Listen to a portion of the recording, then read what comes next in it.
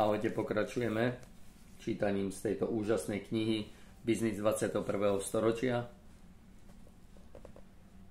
Jedným z dôvodov, prečo bohatí stále bohatnú, je ten, že pracujú pre odlišný typ peňazí. Nepracujú preto, aby generovali príjem, pracujú preto, aby vybudovali bohatstvo. A medzi tým je priepastný rozdiel. Jedna z nesmierne cenných hodnôt sieťového marketingu, ktorú stále väčšina ľudí nie celkom chápe, je skutočnosť, že sieťový marketing predstavuje hnaciu silu pre vytváranie osobného bohatstva. Moje 4 jednoduché kroky na ceste za finančnou slobodou. Spolu s kým sme mohli odísť do dôchodku mladí a bez toho, aby sme mali trvalé zamestnanie. Mohli sme odísť bez štátnej podpory a bez toho, aby sme predali akékoľvek akcie alebo vybrali peniaze z podielových fondov. Prečo bez obchodovania s akciami a podielovými fondami? Pretože sme si vždy mysleli, že predstavujú veľmi riskantnú investíciu. Podľa mňa sú podielové fondy najrizikovejšie zo všetkých investícií. Kim a ja sme si preto vypracovali 4-bodový plán, ako odísť do dôchodku mladý a bohatý.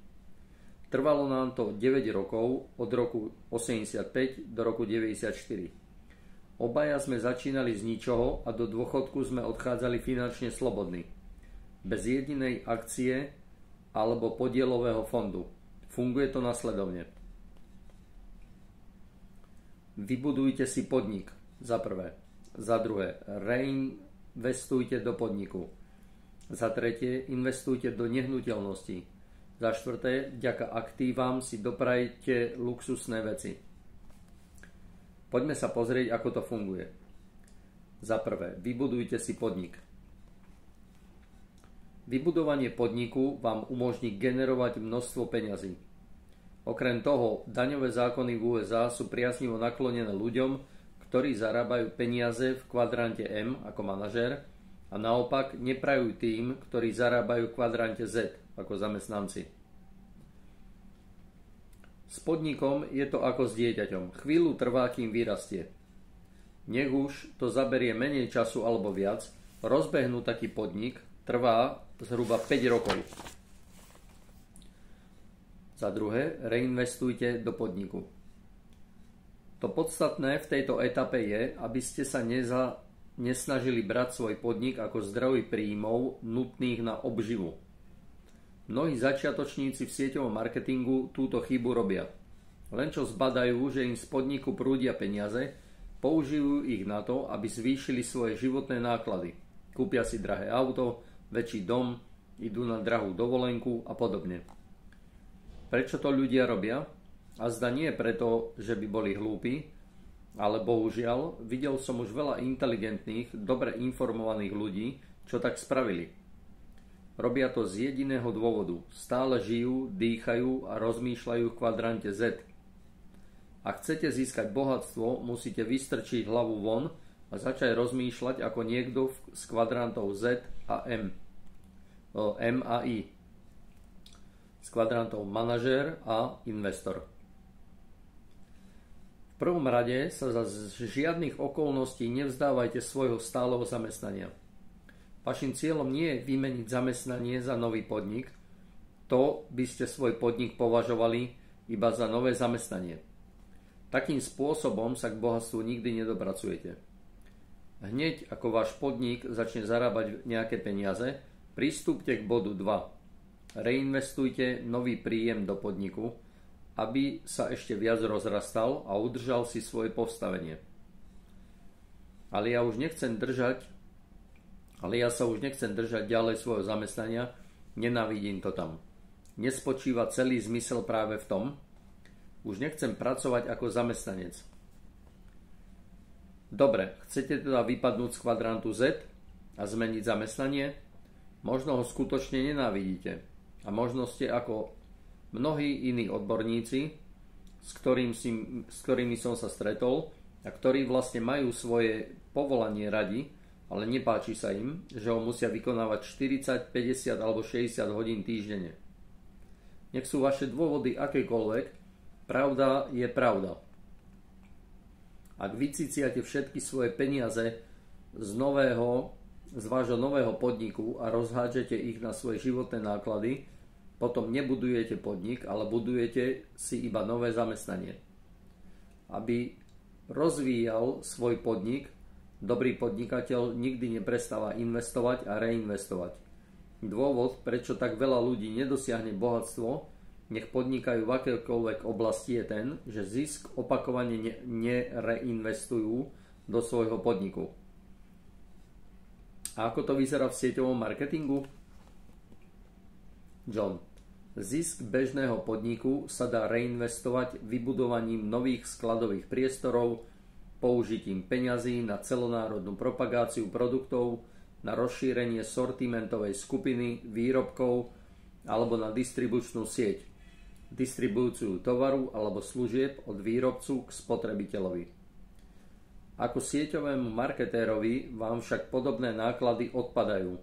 Podnik sieťového marketingu za vás sám vytvára tieto typy investícií. Ako potom reinvestovať vo vašom podniku? Nepochybne existujú oblasti, do ktorých sa dá rozumne investovať, ako napríklad školenia a vzdelávanie, cestovanie za účelom podpory rozrastajúcej sa siete v ostatných mestách krajiny alebo propagačné a edukačné nástroje či prostriedky na oživenie podniku. Sieťový marketing je z veľkej časti oblasť podnikania, ktorej hlavný investičný kapitál nepredstavujú vaše peniaze, ale váš čas a úsilie.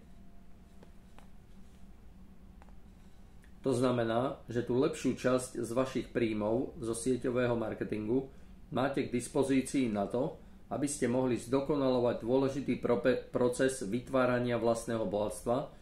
Pozor, povedal som vytvárať vlastné bohatstvo, nie vyplýtvať. Nespravte rovnakú chybu ako mnohí ľudia, ktorí začali utrácať každý dolár zo svojej provízie na lepšie auto, väčší dom a nákladnejší životný štýl. Nezneužijte svoj nový podnikateľský príjem a nenapchávajte ho do ešte väčšej diery v zemi. Správajte sa k nemu s rešpektom, aký si zaslúži. Investujte ho. 3. Investujte do nehnuteľností. Ak váš príjem z podnikania, vedľajší príjem, neustále rastie, použite ho na nákup nehnuteľnosti. V tomto pláne nie je miesta pre podielové fondy, akciové portfólia alebo iné papierové aktíva. Hoci to sú tie najjednoduchšie aktíva, aké sa dajú vybudovať, všetko, čo potrebujete urobiť, je kúpiť ich. Obchodovanie s cennými papiermi a podielové fondy sú riskantné, zisk je zdanený podobne ako z kapitálových výnosov a investovanie si vyžaduje finančné vzdelanie, aby sa znížilo možné riziko. Dôležité je použiť svoj vedľajší príjem na vybudovanie aktíva, ktoré generuje ďalší príjem.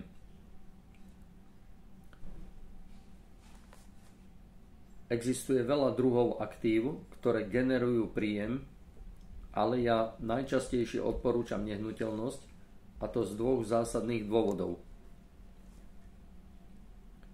Poprvé, daňové zákony sú sformulované v prospech majiteľov podnikov, ktorí investujú do nehnuteľností, a po druhé, váš bankár vám veľmi rád požičia peniaze na nehnuteľnosť. Skúste však požiadať svojho bankára o pôžičku na 30 rokov s 6,5% úrokom na nákup akcií alebo podielových fondov. Vysmial by vás a vypoklonkoval z banky von. Ľudia sa ma často pýtajú, ako si môžem kúpiť nehnuteľnosť, keď ledva zvládnem zaplatiť nájomné? Dobrá otázka, nemôžete, pokiaľ nemáte nejakú hotovosť navyše. Preto tento bod nasleduje až ako tretí za vybudovaním podniku a reinvestovaním zisku do tohto podniku, aby sa rozrastal, čím získate nejaké peniaze navyše. Dovolte mi, aby som vám vysvetlil, čo mám na mysli, keď hovorím investujte do nehnuteľnosti. Pretože veľa ľudí vôbec nechápe, akým spôsobom nehnuteľnosť funguje ako aktívum.